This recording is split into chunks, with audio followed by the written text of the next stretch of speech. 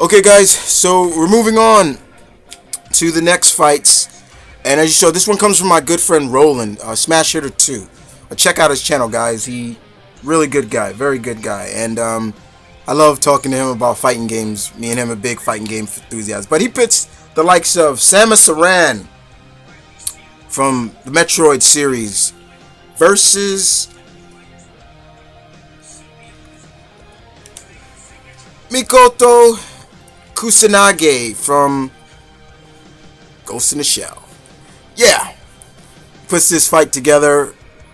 This is very interesting. I chose this one out of his 5 fights that he made. But let's kick it off. Samus. Let's face it, guys. If it wasn't for Samus, none of the other great female characters would probably be as popular as they are today. She is the pioneer of the female lead in video games. She's a bounty hunter. She has this cool array of weaponry with that suit of hers. You know, from the able to make herself into a ball. She's got that cool cannon. That armor is just really intensely strong. She's not all human. She has this really intense training that she went through. Not just being a bounty hunter. She is feared throughout the Metroid galaxy as the best bounty hunter there is. Everybody knows this woman. They know her, and people respect her or fear her. And there's good reason to fear her. I think the fear is more out of respect because they know what she knows what they know what she's capable of. Excuse me. But yeah, in a way, yeah, you could say, yeah, fear and respect go hand in hand with her. You know, like I always say, guys, when we first played the first game, if you can remember going back, I remember beating that game. She unmasked herself, and I'm like, holy shit, it's a woman. And, you know, I was impressed. I'm like, all right, you know, let's see more of this character. And we got to see more of her over the years. She is one of the great Nintendo characters. And like I said, it's just that armor that just is really badass, you know. I love that armor. Though they change it from time to time. They change the sleek of it. Sometimes they make it more clunky looking. But then sometimes they make it real slick and sleek where she can move around like she's not even really wearing armor.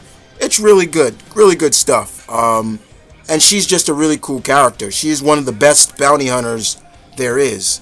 And somebody you don't want to be screwing around with if you're on the list. Alright, so we move on to her combatant in this. And her combatant is a classic anime character.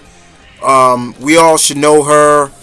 And that's Miss Motoko Kusanagi from the Ghost in the Shell series. She is the main protagonist in the series.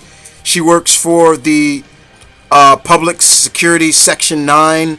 The Japanese, it's kind of like a fictional real division of the real Japanese National Public Safety Commission.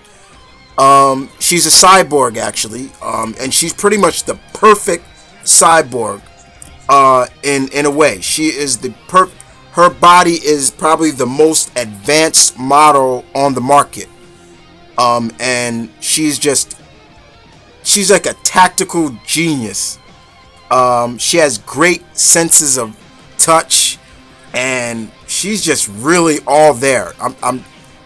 When it comes down to Miss Kusanagi, you can follow her league. They call her the commander, and her squad follows her neck and neck. She's like Captain America. They will follow her to the ends of the earth. You know, she is just highly skilled with advance of weaponry and martial arts, you name it.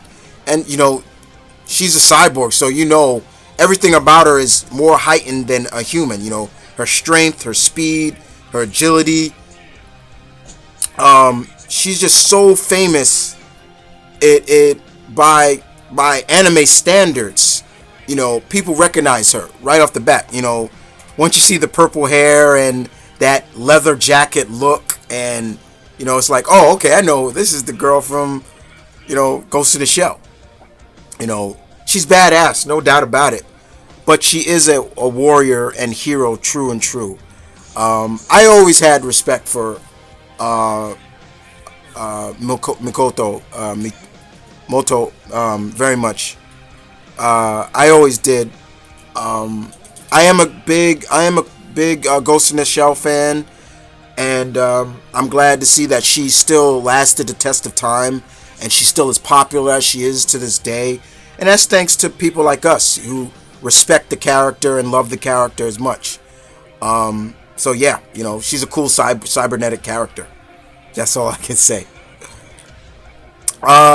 So, in terms of a battle, these two meeting for the first time. The way I would picture it, guys, is yes,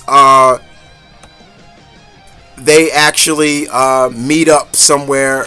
I would say Samus makes it to Earth or so. Samus goes to Earth, and she is just like well, and I can see Section 9 actually, they're in leagues to take her down, because they think she's a threat. And she's just there looking for a bounty that may have landed on Earth, and that's how I picture the fight going from there. And it'll be a good battle, It's really high tech technology versus the technology now. But I can see some people getting damaged, but not to the point where Samus would really damage them so they can't fix themselves. I can actually see Samus and Motoko actually teaming up, afterwards. Like they'll just, look, I'm not an enemy. I'm not your enemy. I'm looking for this guy, and let's call it a quits right now before somebody really gets hurt, But as always, I'm playing the neutral guy, but I leave it up to you guys. Samus or Miss Kusanagi. And I hope you guys enjoyed this fight very much. I had a lot of fun doing it.